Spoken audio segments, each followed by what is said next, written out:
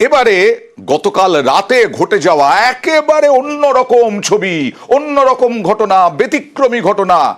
মন্ত্রী বনাম সাংসদ, মন্ত্রী ভার্সেস সাংসদ, কি হয়েছিল দেখুন। বাবুল সুপ্রিয় এবং বিজেপি এমপি। রাহুল দাদার গাড়িতে নাম্বার প্লেট কোথায়? গাড়ির নাম্বার প্লেট কোথায়?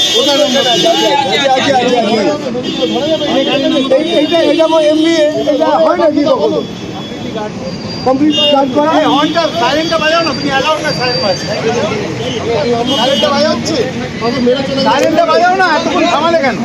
না বাজাও না সাইরেন্ট, তুমি এখন বাজাচ্ছ না। ভয় দিচ্ছেন, উনি ভেতরে বসে আছেন। আমার বাবা মা তুলে গালাগালি কেন দেবে? গাড়িতে অ্যাক্সিডেন্ট হয়ে যেত। তুমি হর্নটা বাজাও। তুমি সাইরেন্ট বাজাচ্ছিলে কি বাজাচ্ছিলে না? এখন বাজাচ্ছ না কেন? তো অনেকক্ষণ ধরে ওখান থেকে সাইরেন্ট বাজিয়ে বাজিয়ে উঠছিল। তুমি বাইকগুলো সব অ্যাক্সিডেন্ট হয়ে যেত। আমি বলছি বলে তুমি কি করবো? এত বড় একটা লোক আর ভেতরে বসে আছে। সরি বলুন, সরি বলুন। আমি সরি না বললে আপনাকে ছাড়বো না।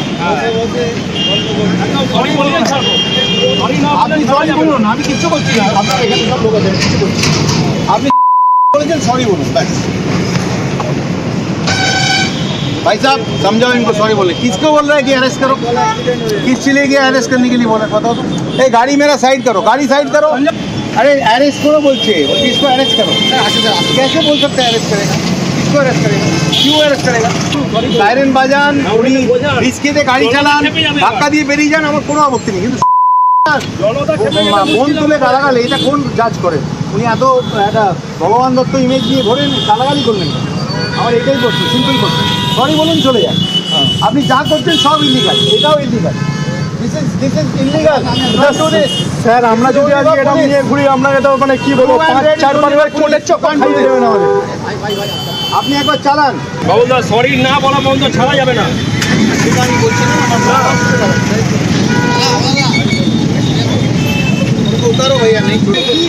কথা বলবো প্রতিনিধি দেবাশিসের সঙ্গে। দেবাশিস, কি হয়েছিল যে তার জেরে সাংসদ বাবুল সুপ্রিয় অভিযোগ করছেন, মন্ত্রী অভিযোগ করছেন যে ওই সাংসদ নাকি তাকে বাবা মা তুলে খিস্তি করেছেন? একেবারে রাজ্যের মন্ত্রী তথা তৃণমূল বিধায়ক বাবুল সুপ্রিয় 3টি অভিযোগ। এক হচ্ছে সাংসদের বিরুদ্ধে র্যাশ ড্রাইভিং, সাংসদের গাড়ি সেখানে র্যাশ ড্রাইভিং করছিল। 2 হচ্ছে তার প্রতিবাদ করায় সাংসদের গাড়ির ভিতর থেকে বাবুল সুপ্রিয়কে গালিগালাজ করা হয়। এবং 3 নম্বর অভিযোগ, তা হচ্ছে যখন প্রতিবাদ করে সাংসদ নাকি ভিতর থেকে বসে বাবুল সুপ্রিয়কে বলেছেন তাকে দেখে নেওয়া হবে। এই 3টে অভিযোগ কিন্তু ইতিমধ্যেই লিপিবদ্ধ করা হয়েছে শিবপুর থানায় বাবুল সুপ্রিয়র তরফ থেকে। যে কোনো সাধারণ মানুষও নিয়ন্ত্রণহীন গাড়ি চালানোতে প্রতিবাদ করতে পারেন দেবাশিস? অবশ্যই পারে। গতকাল যখন বাবুল সুপ্রিয় তার শিবপুরের বাড়িতে আসছিলেন কলকাতা থেকে, ঠিক তার পিছনে হঠাৎ করে দ্রুত গতিতে সাংসদের গাড়ি হুইসেল বাজিয়ে সে কিন্তু ক্রস করতে যায় এবং বাবুল সুপ্রিয় নিজে গাড়ি চালাচ্ছিলেন।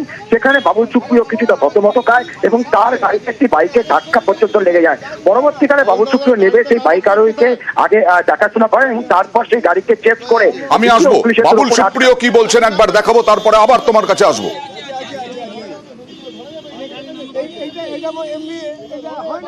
প্রচণ্ড জোরে হুটার বাজাতে বাজাতে ওভারটেক করতে করতে যাচ্ছিলেন। যখন ঘুরে যাচ্ছি তখন দেখলাম সামনে বিশাল বড় করে লেখা রয়েছে যে এমপি তমলুক। কাঁচটা খুলে ওনাকে আমি বললাম যে এরমভাবে গাড়ি চালাচ্ছেন কেন, এত জোরে হুটার দিয়ে এরমভাবে ওভারটেক করে যাচ্ছেন। তিনি শুরুই করলেন অকথ্য ভাষায় গালাগালি দিতে এবং যা করেছি বেশ করেছি, এটাই করবো, চল। এত ডিকম্পোজড মাইন্ডের, পচা মাইন্ডের একজন ফ্রাস্ট্রেটেড মানুষ ভেতরে বসে আছেন জানলে আমি অত কিছু বলতামও না। সিআইএসএফকে বললেন যে একে গ্রেপ্তার করো। আপনি ঠিক আছে, আপনি নামুন গাড়ি থেকে, আপনি সরি বলুন। কিন্তু দেখলাম যে উনি যে যা ভাষা ব্যবহার করছেন, তোকে এইখানেই আমি গ্রেপ্তার করাবো, হ্যাঁ তোকে দেখে নেবো আমি তোর কি করতে পারি, তুই তো পারি। তারপরে পরে বলেছেন যে মদ্যপ অবস্থায় বাবুল সুপ্রিয় গাড়ি চালাচ্ছিল। যারা আমাকে চেনে বা জানে, বিভিন্ন বাড়িতে যাই, নো আমি টিটোলার। হ্যাঁ, সুকান্ত মজুমদারও এই অভিযোগই করেছেন, দেখুন। একজন রাজ্যের মন্ত্রী হয়ে বাবুল সুপ্রিয় তো শুধু মন্ত্রী নয়, বাংলার একজন শিল্পীও বটে। তারপরেও তিনি মদ্যপ অবস্থায় নেমে গাড়ি থেকে একজন সাংসদকে এবং প্রাক্তন বিচারপতিকে এইভাবে তিনি হেনস্থা করেছেন, এটা ভাবা যায় না। বাংলাটা কোন জায়গায় যাচ্ছে এবং তৃণমূল কংগ্রেস কোন জায়গায় নিয়ে যাওয়ার চেষ্টা করছে এই বাংলাটাকে। আলটিমেটলি কি হলো? সরি কি বলানো গেল সাংসদ অভিজিৎ গঙ্গোপাধ্যায়কে দিয়ে? দেবাশিস, না, একেবারেই নয়। তিনি কিন্তু কোন রকম ক্ষমা চাননি বাবুল সুপ্রিয়র কাছ থেকে। তবে পুলিশের তরফ থেকে বাবুল সুপ্রিয়কে রিকোয়েস্ট করা হয়েছিল যে দীর্ঘক্ষণ এইবার একটু তোমাকে থামাচ্ছি, কারণ যেটা প্রশ্ন তুলছিলেন বাবুল সুপ্রিয়, একজন এমপি বেকন লাইট লাগাতে পারেন কিনা তার গাড়িতে। একজন সাংসদ, আমার সঙ্গে রয়েছেন আইনজীবী এবং সাংসদ কল্যাণ বন্দ্যোপাধ্যায়। কল্যাণ বাবু, আপনি কি বলবেন, একজন সাংসদ কি বেকন লাইট লাগাতে পারেন? না না না, একদমই লাগাতে পারে না। তারপর আমি শুনেছি হুটার বাজিয়ে যাচ্ছিল গাড়ির মধ্যে। তো হুটারটা বাজানো তো বেআইনি। হুটার তো মাত্র গাড়িতে থাকতে পারে president of India, prime minister, vice president and chief justice of India. এছাড়া কারো গাড়িতে হুটারও লাগবে না, লাল আলোও জ্বালাবে না। সুপ্রিম কোর্টের তো জাজমেন্টই আছে, যার জন্য রেড লাইটটাই বন্ধ হয়ে গেছে। আর ব্লু লাইট যেগুলো দিচ্ছে স্টেট গভর্নমেন্ট থেকে, state government official and state government minister, blue light তো একজন এমপিও জ্বালাতে পারে না। এখানে লাল লাইট জ্বালানো হচ্ছিল। আর আরেকটা জিনিস আমি যা শুনেছি সেটা হচ্ছে অভিজিৎ গঙ্গোপাধ্যায় অশ্রাব্য ভাষায় কীর্তি করেছে। অশ্রাব্য ভাষায় বাবুল সুপ্রিয়কে যা যা গালাগাল দিয়েছে। তা আমি তো এটা জানি যে অভিজিৎ গঙ্গোপাধ্যায় কতটা ধরনের নোংরা কথা অশ্রাব্য ভাষায় কীর্তি মারতে পারে, এটা তো আমার জানা আছে। আমি তো পার্লামেন্টে দেখেছি কমিটি মিটিং এ, একদম অ্যাবসলিউটলি। এটা বাবুল সুপ্রিয় অভিযোগ করছেন যে ওখানেই বাবুল সুপ্রিয়কে গ্রেফতারের কথা বলছিলেন। হ্যাঁ, আমি এটাও শুনেছি। আমি না, ও তো কাউকে মানে না। ও তো মনে করে ওই তো ভারতবর্ষের সব কিছু। গ্রেফতার করতে বলতে পারে নাকি? আমি আগে কাউকে গ্রেফতার করতে বলতে পারিনি। He is completely, he is a indecent man.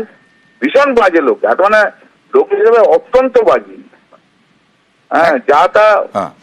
তারপর কালকে সুস্থ অবস্থায় ছিল কিনা সেটাও একটা প্রশ্ন আছে। টেস্ট তো হয়নি। থ্যাংক ইউ, ধন্যবাদ।